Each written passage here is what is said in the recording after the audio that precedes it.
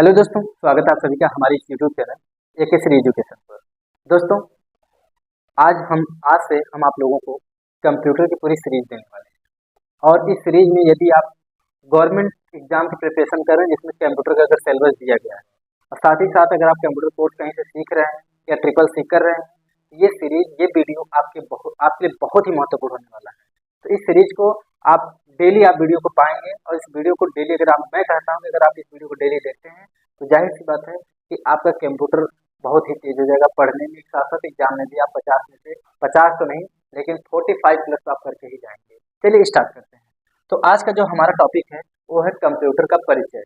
सबसे सीरीज 1 में सबसे पहला हमारी स्टार्टिंग होता है कंप्यूटर का परिचय। तो कंप्यूटर के परिचय में हम लोग जानेंगे कि कंप्यूटर क्या होता है। सबसे पहले कंप्यूटर को हम जानेंगे। कंप्यूटर शब्द जो है एक किस भाषा से लिया गया है दोस्तों? लैटिन भाषा से। लैटिन भाषा को हम ग्रीक भाषा भी कहते हैं। क्या कहते हैं? ग्रीक भाषा। यानी कि कंप्यूटर कौन सा शब्द है? कंप्यूटर एक लैटिन भाषा का शब्द है। और किस शब्द से लिया गया है? यह लिया गया है कंप्यूट नामक शब्द से लिया गया है। कहाँ से लिया गया है? कंप्यूटर नामक शब्द से लिया गया है। अगर हम बात करेंगे इसको हिंदी में कहते हैं दोस्तों गणक। क्या कहते हैं? गणक। और गणक ये भी जानते हैं, गणक कहते किसे हैं? गणक उसे कहते हैं जो गणना करता है, चाहे वो व्यक्ति हो और चाहे वो कंप्यूटर हो। फिर से सुनिए, जो चाहे वो व्यक्ति हो और चाहे वो कंप्यूटर हो, उसे हम क्या कहते हैं? गणक कहते हैं। और कंप्यूटर को हिंदी में क्या कहते हैं? यानी कि कंप्यूटर को हिंदी में कहते हैं संगणक। क्या कहते हैं दोस्तों? संगणक। ठीक है। और दूसरा नाम क्या जानते हैं? परिकलक। और तीसरा जो है आपका अभिकलक।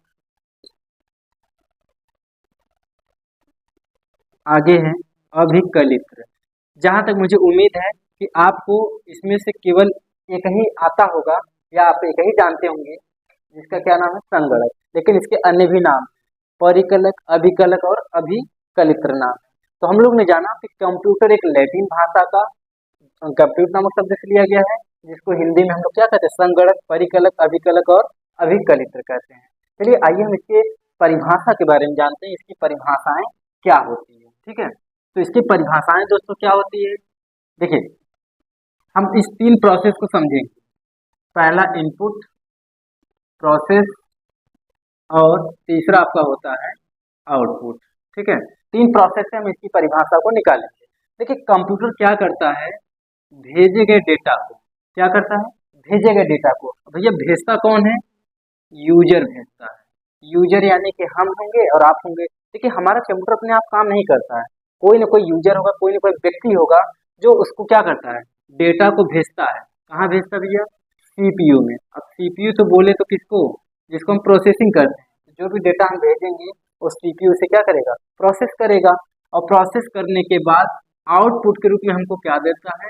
रिजल्ट। अच्छा, रिजल्ट भी देता है किसके रूप में देता है? इंफॉर्मेशन के रूप में। किसके रूप में देता है? इंफॉर्मेशन। यदि आपसे पूछा जाए कि रिजल्ट हमको किसके रूप में प्राप्त होता है, तो किसके रूप में प्राप्त होता है? इंफॉर्मेशन। हम कंप्यूटर में इंफॉर्मेशन नहीं भेजते, हम कंप्यूटर में क्या भेजते हैं? डेटा को भेजते हैं। और हमको प्रोसेस होने बाद हमको इंफॉर्मेशन क्या मिलता है? रिजल्ट मिलता है। अब अगर परिभाषा की बात करें तो आप परिभाषा ऐसे इसका निकालेंगे कि कंप्यूटर एक इलेक्ट्रॉनिक मशीन है। कंप्यूटर एक इलेक्ट्रॉनिक मशीन है जो यूजर के द्वारा भेजे गए डेटा को प्रोसेसिंग करने के बाद आउटपुट के रूप में, इंफॉर्मेशन के रूप में क्या देता है? रिजल्ट देता है। आपका क्या कहलाता है? कंप्यूटर। फिर से समझिएगा, यूजर के द्वारा भेजा गया डेटा प्रोसेसिंग के बाद आउटपुट के रूप में रिजल्ट देना है, क्या कहलाता है? कंप्यूटर कहलाता है। और आउटपुट के रिजल्ट के रूप में क्या देता है? इंफॉर्मेशन देता है। ठीक है। तो हम लोगों ने 2 चीजें जाना, एक होता है परिचय और दूसरा मैंने आपको बताया परिभाषा। क्या बताया दोस्तों? परिभाषा। ठीक है। अब तीसरी अगर हम बात करें इसकी विशेषताएं, यानी कि characteristics of computer. Characteristics of computer यानी कि कंप्यूटर की विशेषताएं।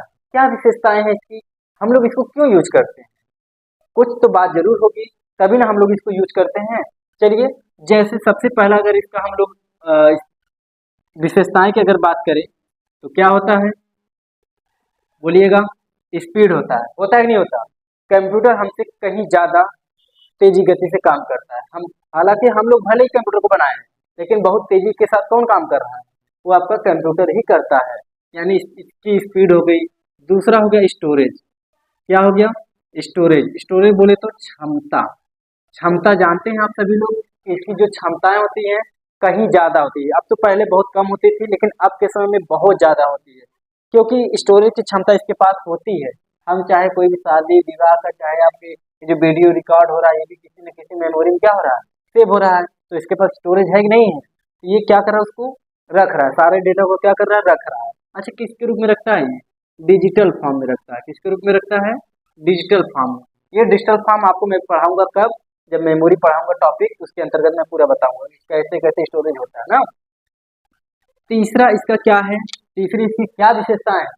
इसकी विशेषताएं हैं आपका विभिन्नता। क्या है? वर्सेटिलिटी। वर्सेटिलिटी मतलब जो होता है विभिन्नताएं होती है दोस्तों, या जिसको आप एक नाम और दे सकते हैं, मल्टीटास्किंग। मतलब ये जो कंप्यूटर होता है ये कई कामों को कर सकता है, कई विभिन्न विभिन्न कामों को कर सकता है। गणना, पहले कंप्यूटर किसके लिए प्रयोग किया जाता था? बताइए। गणना करने के लिए, खाली जोड़ घटाना गुणा भाग करने के लिए किया गया था। लेकिन आज के समय में अगर आप देखेंगे, इसमें तमाम प्रकार की काम किए जा सकते हैं। चाहे डिजाइनिंग के क्षेत्र में अगर काम करें, चाहे वीडियो एडिटिंग के लिए बात करें, तो मतलब तमाम जितने भी आपको समझ में आ रहे हैं, तो सब इसमें विभिन्नताएं पाई जा रही है ना। अगला अगर हम बात करेंगे, चौथा जो है, चौथी इसकी विशेषताएं हैं डेलीजेंस। क्या है? डेलीजेंस का मतलब होता है दोस्तों जो थकावट होता है। क्या हम आप एक कंप्यूटर काम करके एक समय में थक जाते हैं, लेकिन कंप्यूटर हमारा थकता नहीं। वो तो मशीन का पुर्जा है, अगर कोई काम खराब, कोई उसकी मशीन या कोई पुर्जा खराब हो गया तो चेंज कर देंगे, लेकिन ये थकता नहीं है। और भी बहुत सारी विशेषताएं हैं जिसमें आप जो अगर ले सकते हैं, जैसे आपकी विभिन्नताएं होंगी, क्षमता होगी, स्पीड हो गई, इंटेलिजेंस हो गया। और इसकी विशेषताएं देखेंगे तो इसमें देखिए बुद्धि तो होती नहीं है, ये भी एक प्रकार की क्या कर सकते हैं? विशेषताएं हो सकती हैं। ठीक है। इसके साथ जो है आपका रिलाइज रिलाइजेबल होता है। क्या होता है? रिलायबिलिटी होता है। क्या होता है? रिलायबिलिटी, है ना। क्या होता है? इसमें विश्वसनीयता होता है। विश्वसनीयता, है ना।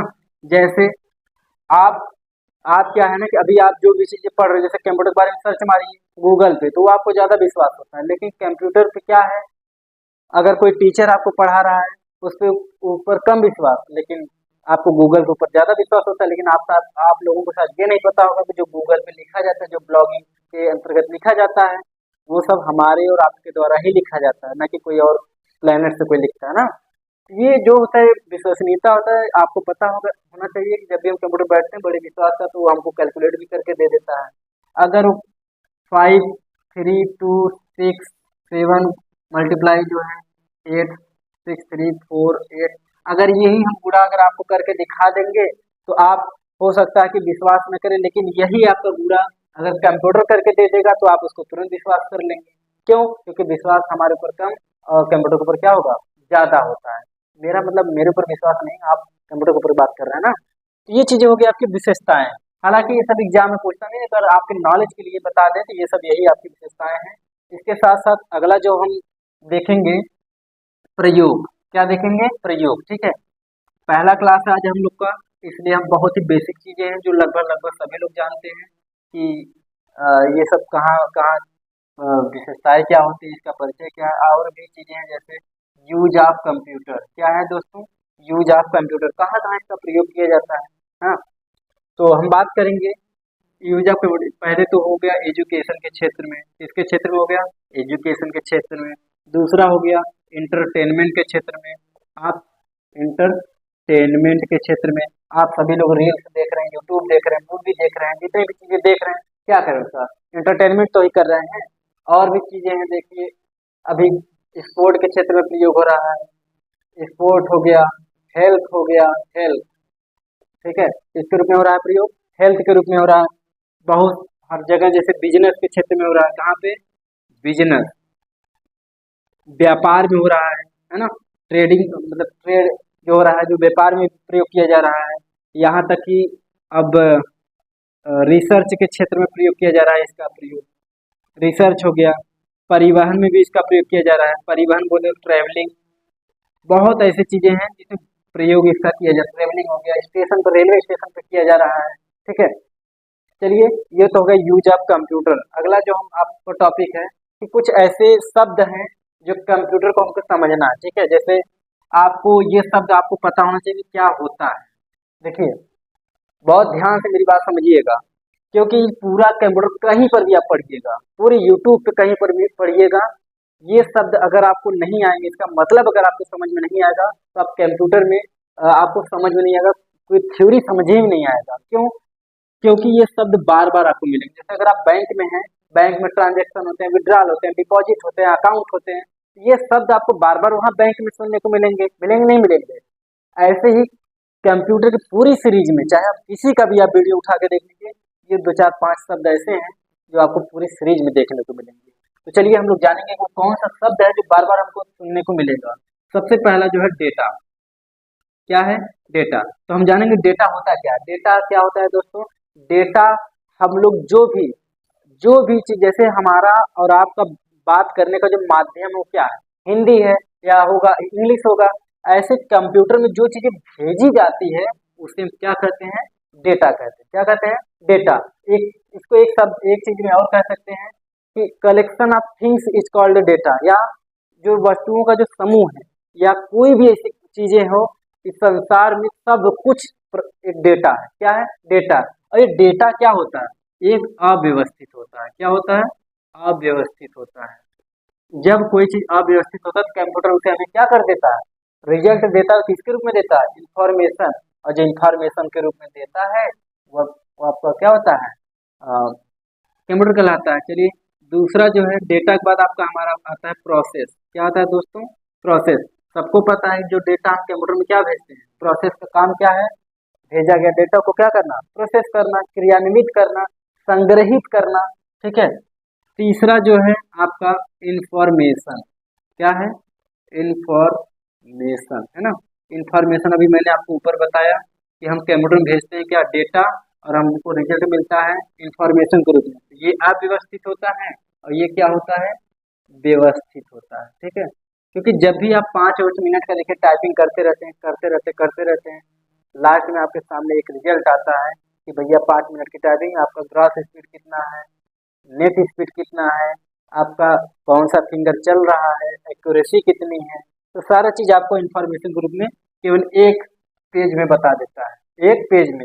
जैसे आप स्कूलों में एडमिशन ले लीजिए, पूरा 1 साल तक आप पढ़ते गए, पता नहीं कौन कौन सी किताब, कौन सी कॉपी, कौन सा नोट्स जो भी बनाएंगे सब अव्यवस्थित है।